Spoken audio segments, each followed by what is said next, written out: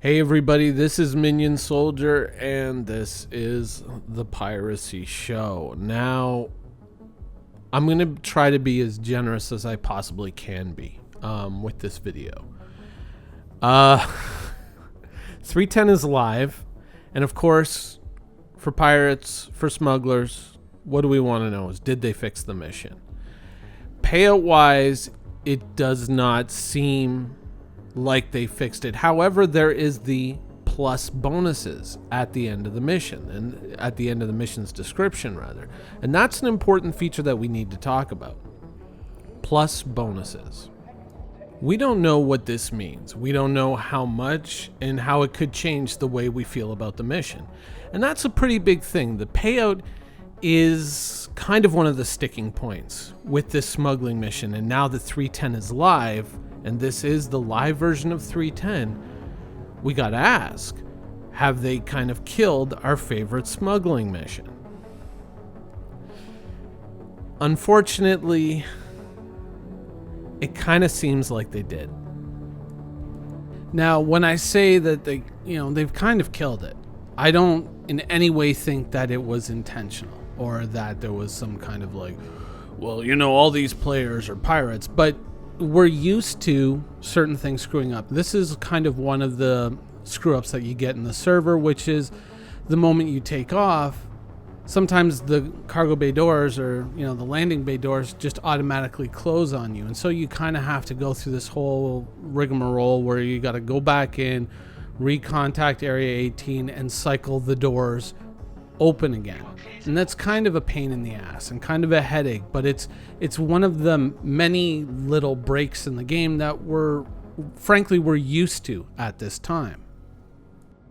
Now, we're used to the fact that the Star Citizen universe, it taxes us. It extracts a heavy toll for failure. We've seen that. We know that we gotta draw within the lines at certain points and follow the rules, otherwise you're just automatically killed. We know that Star Citizen is a game that has character death, that has asset loss and things like this. This isn't like any other MMO where you die on a boss kill, so you just run back, claim your body, boom, and you're back into the fight. Maybe you take a little damage to your gear that you have to repair. No big deal. But Star Citizen is not that type of game. Star Citizen is an entirely different thing. And it in a weird way, it's actually kind of closer to survival MMOs in terms of, gear dropping and players being able to loot your corpse and stuff like that. There's a lot of negative impact that comes with failure. Failure is a very heavily loaded thing. Now, some people would say that's a bad thing, but it's also a good thing because it punishes overt stupidity in a way that other games don't. And sometimes that can be a really good thing. One of the big problems that Star Citizen really wrestles with is Star Citizen is built around an ideal, or several ideals, in regards to how games should be, the way a cockpit should look, how it should light up, and how you should see all your instrumentation so you really feel that you're in a spaceship. And that's an admirable pursuit. However, reality can kind of show us a different thing. When you can actually see more detail on the ground from outside of your ship when you're trying to make a landing at night than you can see inside of your ship, that's kind of a problem. There are many little things like this, many little trade-offs, some annoying, some not all that big a deal in the game. But the problem is that they designed it for an ideal, but reality doesn't match that ideal. And unfortunately, the smuggling missions fall into that category now too. Now, was CIG correct to iterate upon the smuggling missions? Yes, they were. Absolutely, yes, they were. The smuggling missions, as they existed in the game in 3.9 and prior, were boring.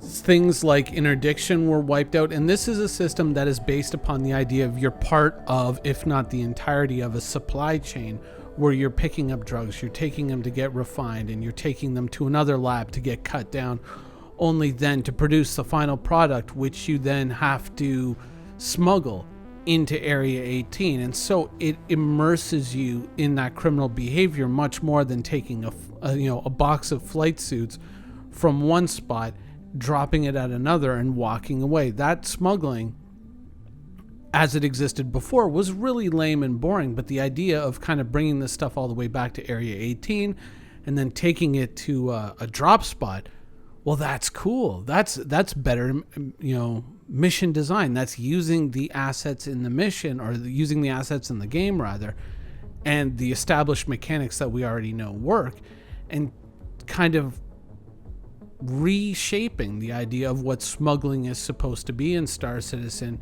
and giving us a much better experience. That's the ideal, and that's fantastic. The problem is that unfortunately the game doesn't match that ideal. Reality doesn't match that ideal.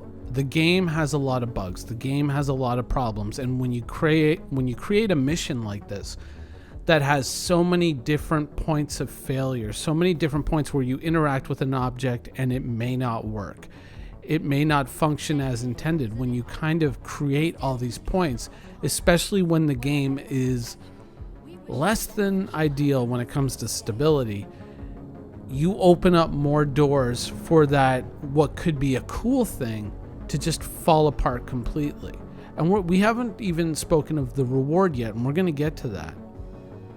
But when you create all these different points of failure, it would be fine if they were minimal failures. But the thing of it is any one of these points in the chain can cause total failure. Everything, all effort wiped out. And the longer the mission goes on, the worse that outcome becomes, because it's the more time you've invested in it in order to get nothing.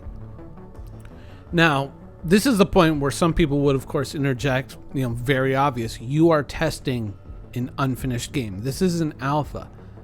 Of course there are going to be points of failure, but what they're saying is, that we're aiming towards, doing this for a mission. I would say that for smuggling, I like the direction you're going in. I like the fact that you're trying to iterate on something that was, frankly, after the removal of interdiction, was extremely boring, which was smuggling in 3.9. I like that. I am 100% on board with that. However, taking the drugs, bringing them back to Area 18, so on and so forth, it really just, for 6,000 credits plus whatever magic bonuses there are, it doesn't make a lot of sense, and it really doesn't do anything for me for immersion. It feels honestly like a really bad quest in WoW. It's just, I'm just ticking boxes here. It's not good. It's really not good.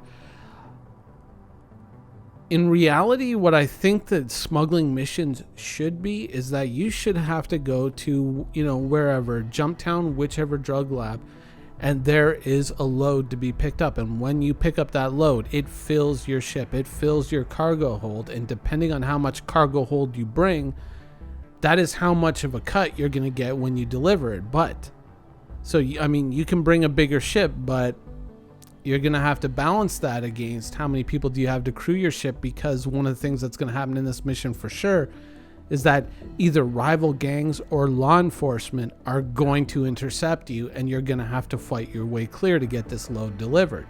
And you could give that mission a scaling reward. You take a little ship, maybe you have to fight you take an Avenger, Titan, fight a couple of Aurora LNs, break out, quantum away, deliver the goods, bang, 15,000 credits. Cool.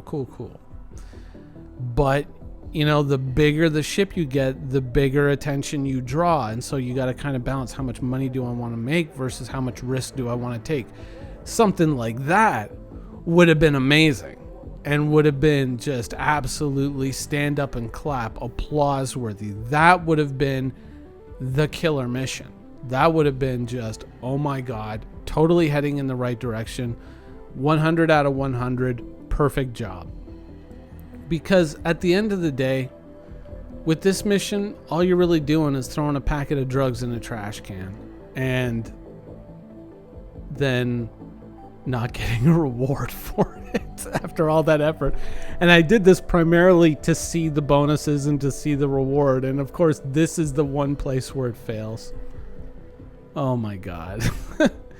Yes, I know they'll be working on it. I'm sure there'll be a fixed version in an upcoming patch. This is just the initial release, so of course there are going to be bugs, not the end of the world, but there's some serious room here, I think, for just a rethink on how we're interacting with smuggling and how we're rewarding players, and maybe get away from these kind of boring format of go here, pick up a box, go there, drop off a box format of missions, and get into some real good ones. You know, some really good ones. You know, most of the quests that I have in WoW are quests kind of exactly like that, and I don't remember any of them. But you asked me if I remember the battle for the Undercity or any of the quests where there was some real action going on and some real events happening. And I remember all of those. I remember the battle for the Undercity. I remember the War of Thorns and things like that. Those were big moments. And I think that kind of going and taking something like smuggling and turning it into those big moments where maybe you feel like you're in the Millennium Falcon and you've got some smuggled cargo and, you know, the Empire's after you and you're dodging through an asteroid field to try and get away from them so you can deliver the goods and get paid. That's kind of what I would like smuggling to end up, and, you know, where I would like it to end up. And that's kind of when I see ships like the Star Runner, that's where I think it should be going. This is not it.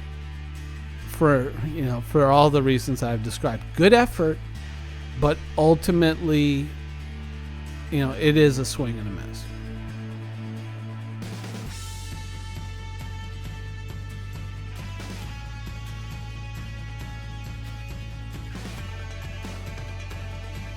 Thank you for watching. So if you want to keep up with the latest and greatest in Star Citizen and Squadron 42's development, please follow us on our social media channels. See you soon.